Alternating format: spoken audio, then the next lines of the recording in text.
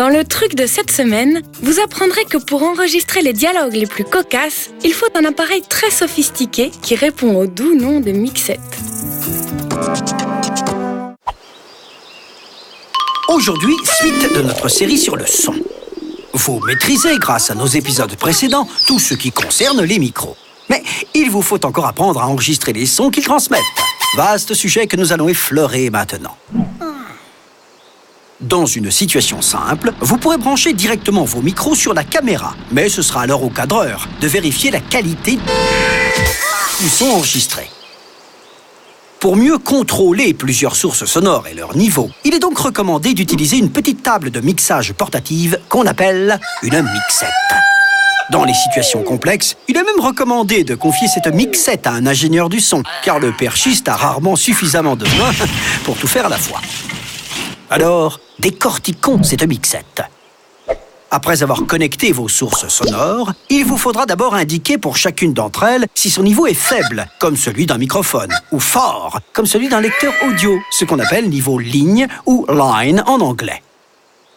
Si vous souhaitez utiliser un microphone électrostatique, qui réclame donc, rappelez-vous, une alimentation fantôme, c'est le moment de l'alimenter. Le commutateur vous permet d'envoyer au microphone un courant électrique dont la tension est paramétrable. Ne vous trompez pas, votre micro pourrait en pâtir. A priori, vous pouvez maintenant commencer à doser chacune de vos sources en agissant sur les potentiomètres, fader en anglais, qui régulent leur niveau sonore. Mais attention, ces potentiomètres sont logarithmiques, c'est-à-dire qu'un mouvement du bouton dans les valeurs basses entraîne une variation de niveau plus grande que le même mouvement dans les valeurs hautes. Donc, pour ne pas mixer trop brutalement, l'usage recommande de travailler à environ 75% de la course maximale du potentiomètre.